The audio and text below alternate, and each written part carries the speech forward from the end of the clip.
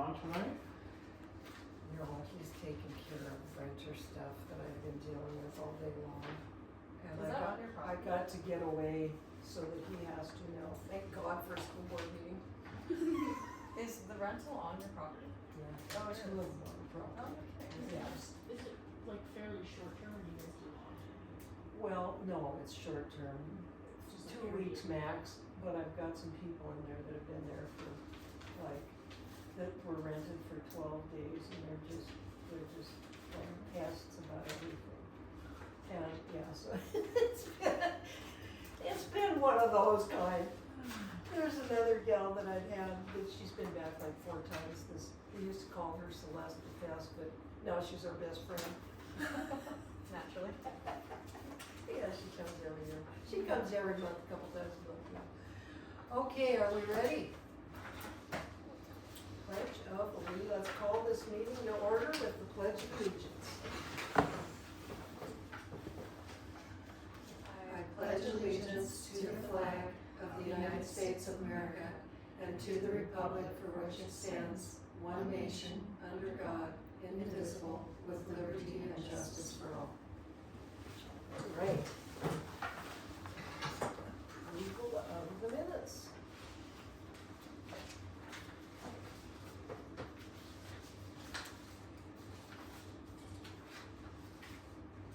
Okay. I make a motion to approve the minutes of the last meeting on August 18th, 2025. I vote yes as well. All in favor, say aye. Aye. Okay, so moved. Minutes of the monthly meeting, August 18th. Okay. So, approval of expenditures of the payroll, the claims, and the activity. Were there any questions on any of that? No discussion? I did see that fence isn't on there yet. Was it, or did I miss it somewhere? I haven't seen the invoice for it yet. You have not seen it invoice yet? Okay. Not yet. I think I sent, did he ever call you, John? 'Cause He I think did, I he was said- gonna email it. Yeah, I thought that, I was kind of expecting to see it, okay.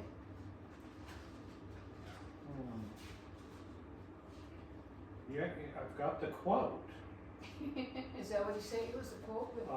Back in June, I'm looking up his email, and I guess he talked to me about emailing me the bill, but I haven't received it. Okay, I'll text him later, tell him we're still waiting on his invoice. Okay, And I didn't get it in the mail either, cause he asked yeah, I thought he for the had, physical address, Yeah. and that hasn't come either, so. maybe his wife does the bookkeeping. Okay, approval of expenditures, if there's no questions, did somebody wanna make a motion? I make a motion to approve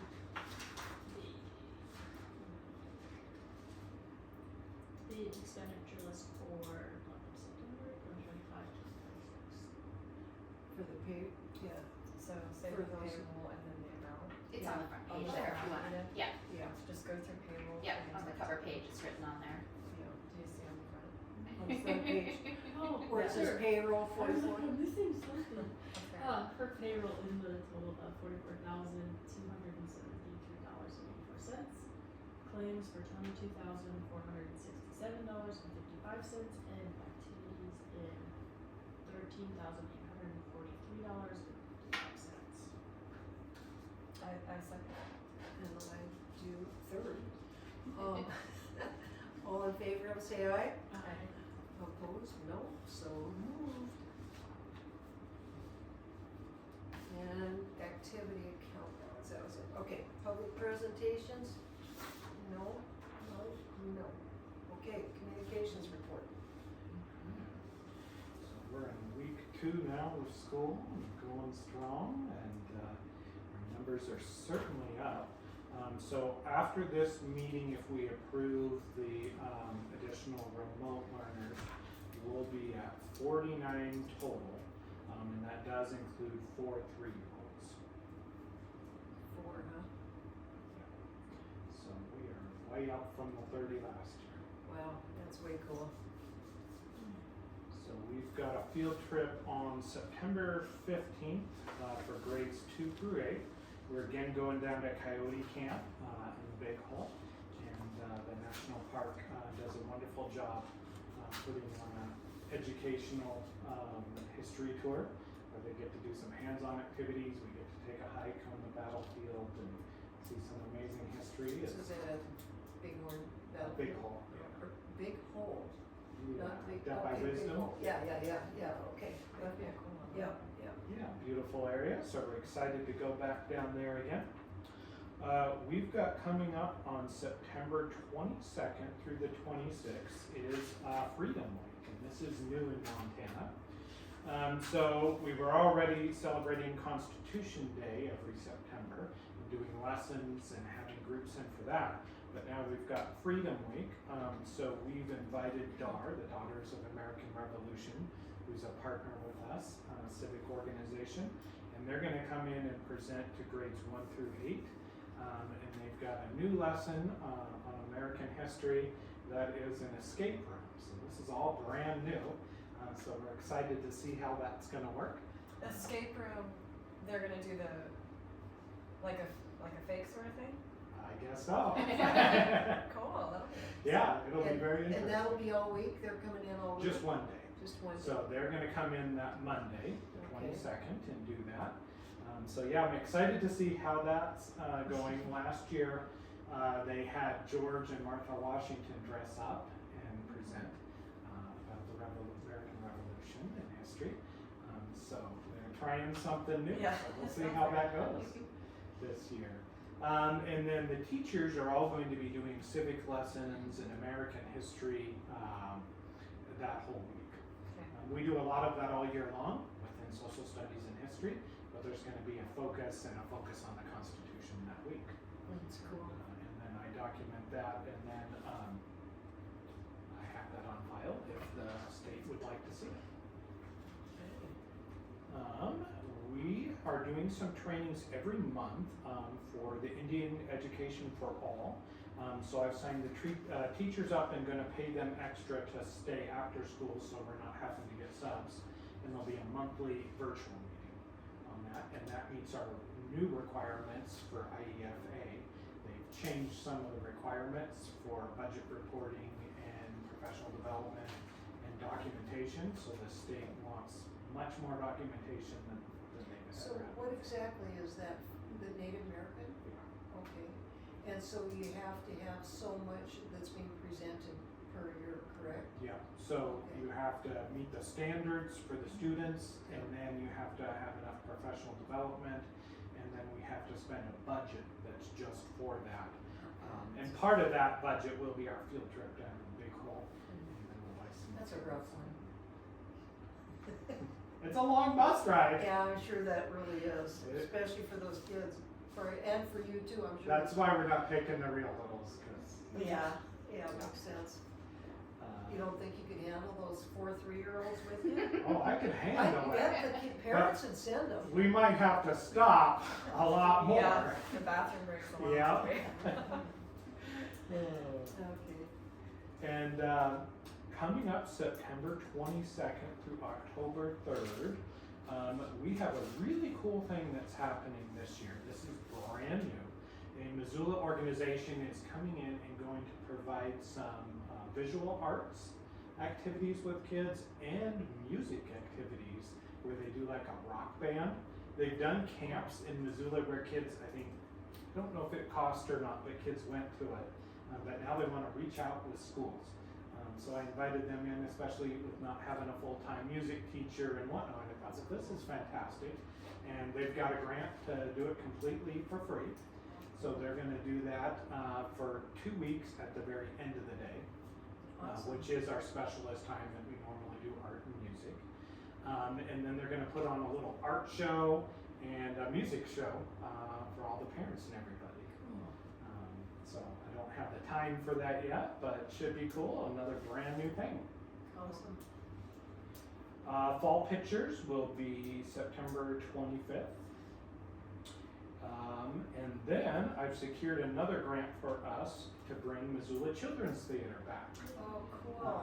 So I was reached out by, again, our friends at the Jane S. Heeman Foundation, the folks that paid for it last year, paid for our playground, have paid for all kinds of things, and they want to give us money again. What was the grant, that grant again, Jay what? The Jane S. Heeman Foundation? Heeman?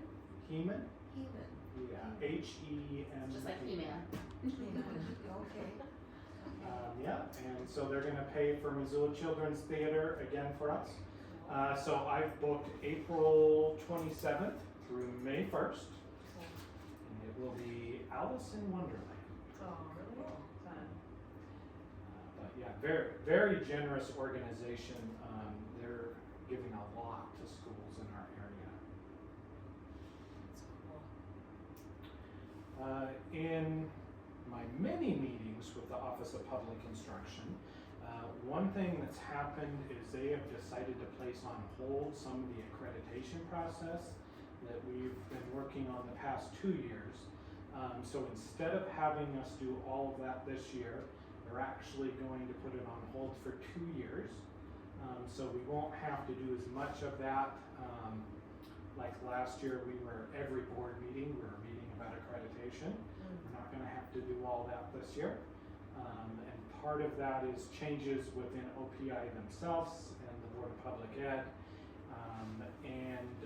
Some of the requirements that they want to do are a little bit unrealistic, and I think they're revisiting that after input from us superintendents to tell them, wait a minute, hold on here. We're still gonna have to do all the reporting within the computer system that we do. That still has to happen, how many students, how many classes, how many minutes every child has in school, all that type of data gathering has to be reported, but the other reports that we've had to report on, we're not gonna have to do this year. So that is a slight change. It's reduced the workload a little bit. A little bit. Should be good, because we also have all the grant work that's going on too. But thought I'd update you guys on that. That's great. And I shared enrollment after tonight with the approvals, 49 total for 3-year-olds. So we've got lots going on. I'm really excited. I've been working on booking some things throughout the year too. The skiing lessons, working on booking the pumpkin patch trip, working on booking the swimming lessons. We're looking at November for that. So trying to get the whole year lined up. Good job. So we're ready to go. Cool. And then parent report, I've got a meeting scheduled coming up for this month on the 23rd of September at 3:45. So we'll see how many parents come, but we're gonna talk about fundraising, and we're gonna talk about luncheons and planning for all that type of stuff. Is that it? And then the last one is facility. So I had to buy new chairs for the preschool and kindergarten kids because we actually ran out of small chairs because we have so many little guys this year. And so I had to purchase new chairs that are coming next week on Monday, I think. We just didn't have enough little chairs at all. How's it working with those 3-year-olds? Really well. Are they staying all day long, or are they? Most of them are staying all day long. Even though Okay, it's a they're taking half-day the bus in program. and the bus out? Yeah, all that so good stuff. I installed 6 car seats in the bus. Okay. So that's all set, even ones I put some in the back for kids that ride for field trips. So those are in, and Ross is also learning how to use the car seats. That was a new experience for our bus driver. I bet. But yeah, it's working good. Is this the first year that, have there been other schools that have the 3-year-olds around the area that? Yeah, but not quite doing it like we are. So MCPS runs a special education preschool that includes 3-year-olds, but they're using the small buses and vans, but they are using the same type of car seat. And when I say car seat, it's actually more of a harness than a car seat. Like within the seat of the bus? Yeah. Okay. Yeah, so, yeah, it's more of a, kind of on a mat and a harness, because the harness reduces it down to their size. The other seat belts are just too big. It's actually not required by law, but it's just best practice, for the youngest kids to have that, instead of having that big seat. Yeah, and for the bus driver and everything, I'm sure. So they're not Yeah. unbuckling. Yeah, I could see it. Oh, yeah.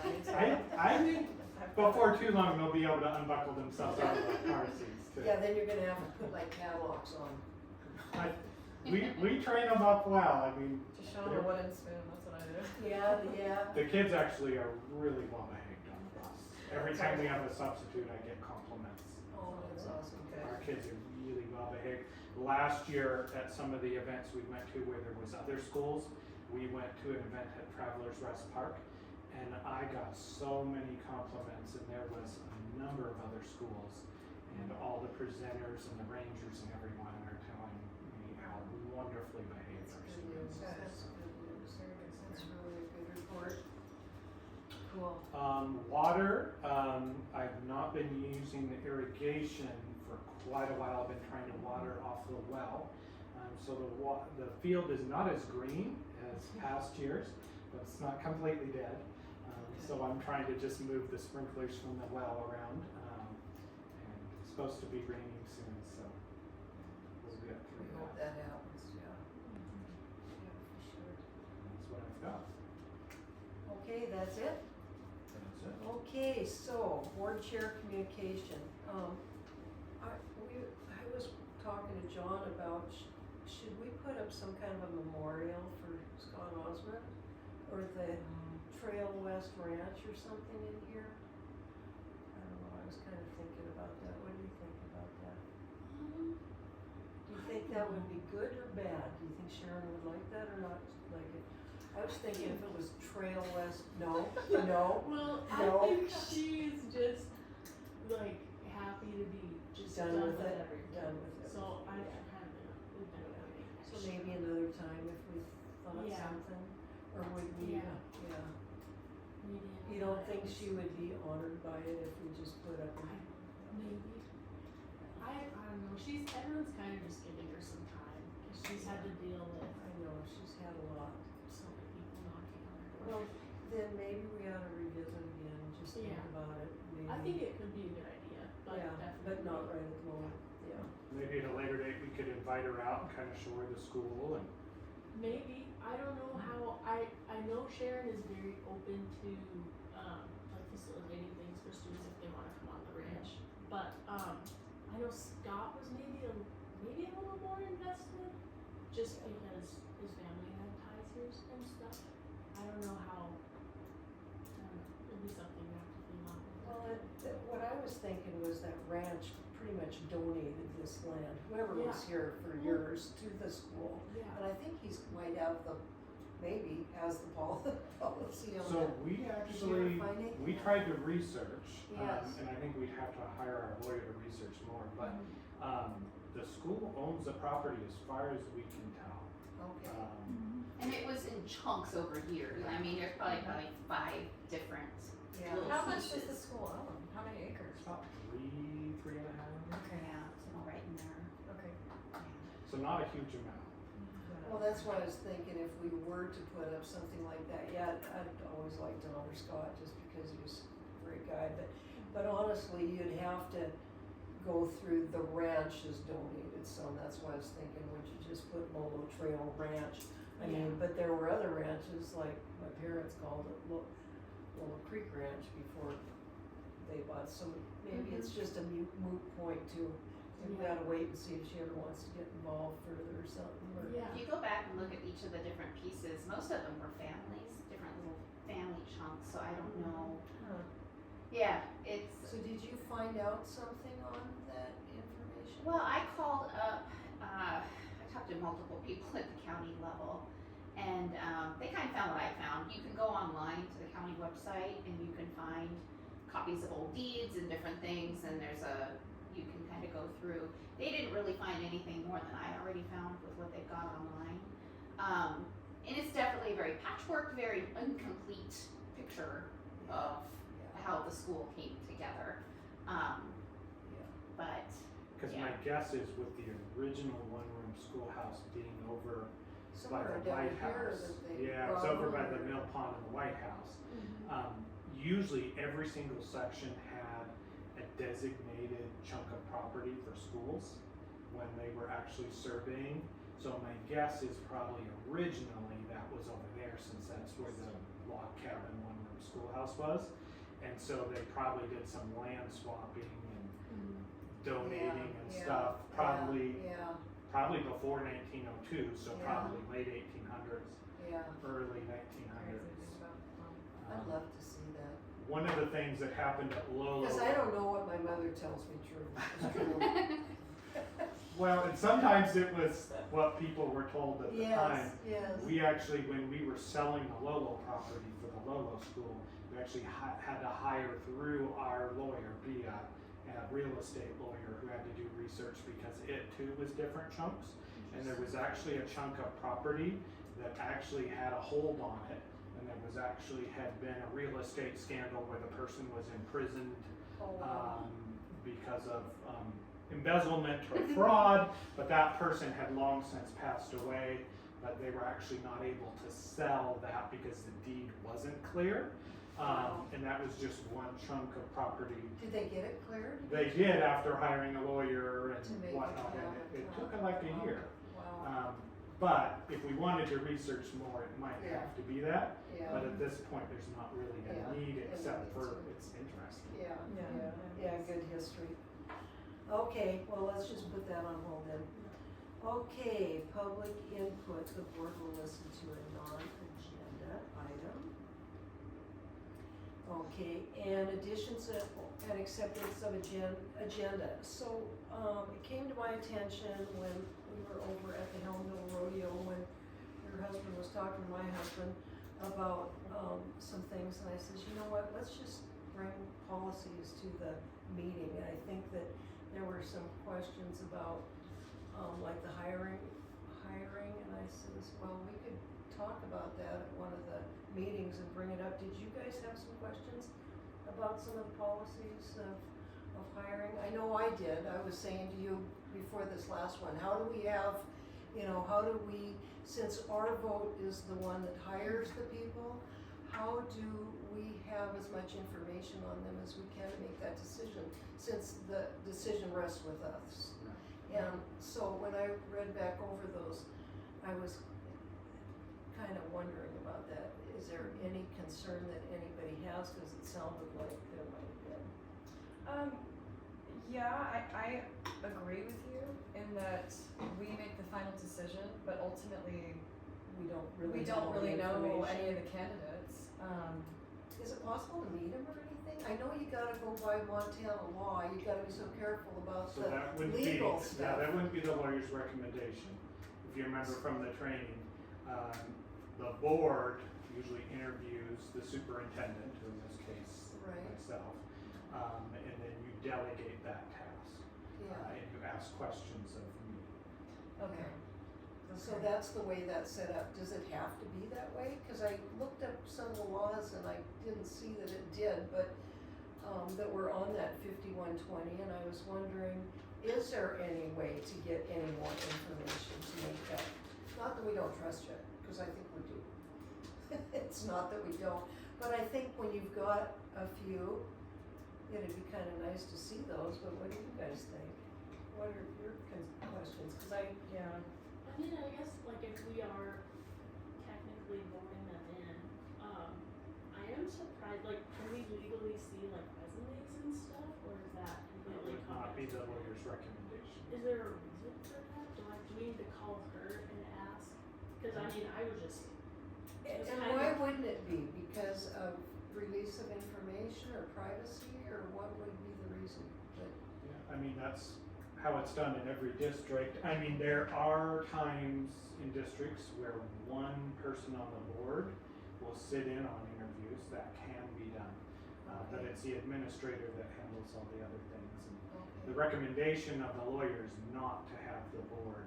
Well, I sit on know the they wanna be interviews. so careful that you don't get in a lawsuit over something by somebody's whatever. I mean, to be honest, I mean, they used to have like teachers participate in interviews and everything, and the lawyer says not to have that even be the case. Even though it's not legally in the state of Montana, that's a requirement from anything that I. But what read. is the actual concern when she says it's not recommended? Does she say why? So school administrators like myself and other certified ones are specifically trained in interview. There's a lot of questions we can't ask. Oh, okay. And there's specific procedures that have to be followed. And the board itself, one representative could sit in on something. If two of you are there, then it's a meeting. So Okay, I see. anytime two of you are together, that's a public board meeting. Yes. And I would not recommend hiring paraprofessionals and teachers as a board meeting. Yeah. But would it be possible, okay, whoever the board chair is, to come in and sit in those, they wouldn't even have to ask questions? They just keep their mouth shut. Yeah. Could you do that if you were the board chair? I might be able to, but could you? No, we just got them on the chair. Would then whatever my thoughts or concerns with, you could, if I was the board chair that was sitting in on that, then would you be able to, would I be able to put some input in then at our board meeting too? If I had some, say what I thought about listening to that interview, if that was the case? Is that what that would be? Very carefully. Very carefully, yeah. I have seen that done. And actually one thing, And what are the pros and the cons of it, of that? just hiring procedures are so strict. Yeah. One of the things I was actually gonna talk about, is there is a conference coming up, MCEL, that is for not only school administrators, but board members. That is something I've had particularly board chairs go to in the past. So if that's something people had an interest in, it is a time commitment. It's about 3 days. Is it in the area? I believe it's in Missoula this year, Okay. or Bozeman, I think. Bozeman, I think, if it's the one coming up. And can you do it online as well? Can you do or does it have to be in I person? think this is in person. That would be kinda nice to go to. What is the actual conference though? What is it about? It is a leadership conference, and so it's designed for school administrators and board members. They're bringing in Ron Clark, who has, I actually brought the teachers to see him the other day as the keynote, but they bring in a lot of folks to do mini sessions on things, like our insurance company will be there, the lawyers will be there, it's a lot of legal Do stuff. they break out into groups and stuff to where you can ask questions and things about different Yeah. things Okay. or go to certain ones that you Yeah. have concerns about? Exactly. Okay. But it is about 3 full days, so it is a time commitment. Is it free or? No, the district would have to pay for it. Okay. How much is it for 3 days? I can't go. Nor can you, but Jan, we vote you. We'd send Ron. I don't know, I wouldn't mind going if it's in Missoula, it wasn't It's too in expensive. Helena. Oh, it's in It's in Helena. Helena this year. That probably couldn't Um, happen for me then if it's 3 days and it's not online, no, couldn't happen. Not this year. But in the future, I definitely have had some board chairs that have gone before. It's a great chance to work with the insurance company and the lawyers and learn stuff. They have sessions on hiring and stuff like that. Okay, that's nice to know. What concerns would you guys all have that you wouldn't think John is qualified for hiring a teacher, that you would be more qualified than he is? I mean, just as a marketing professional in my firm, I would never think that I would be more qualified to hire an engineer than the engineering manager would, so I'm just Yeah. curious what your concerns are. I think that I would just like to get to see the person and communicate with them a little bit, or see how they communicate, that's what I would think. It's Not a that feeling of the Not that I person. don't trust John, You because get I a feel think of the that- person when you meet them. What's that? You get a feel of the person when you meet them. So you would want to discriminate just based on a feeling, I guess. Well, no, not necessarily. Okay. I would like to see how they communicate personally. So in this example, you'd have the interview. Jan, you If I sit was a in. person, yeah. If You I wouldn't had ask to- any questions, but you could John still would be the one asking questions. demeanor and stuff. You could get a lot of feeling from somebody. Their demeanor, their mannerisms. I don't know. we hire blindly, which no one's saying he's not qualified. It's just you wanna get a feel for somebody, I suppose. And, I don't know, if the chair could sit in, I think it's a good idea. Another thing that we could do is invite the candidate to come to the hiring board meeting. That would be awesome too. Yeah, maybe that would be good. Huh? Yeah. Yeah, I think that would be awesome too.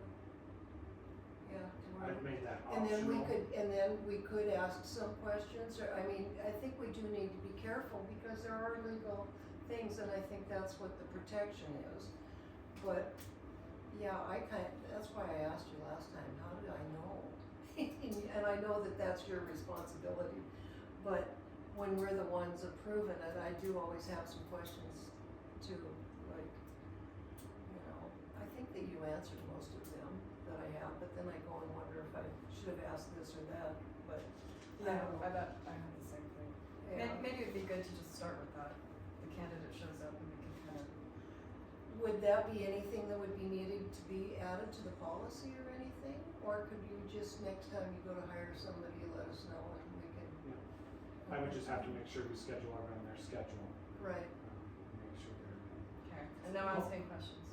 what's that? Don't ask them any questions. but we could Well, give them a chance. I think I would ask Sure. John first the questions I had before I asked, just to make sure I was, you know, Let's say tracking. years ago, we had them just give an introduction of themselves, kind of a thing. And a little just bit of their history, kind of like. Yeah, it was not a question answer, but yeah, it was just, this is my background, this is, Yeah. this is why I'm here, this is. Yeah, which you kind of get a chance to meet them there too. Yeah. Okay, cool.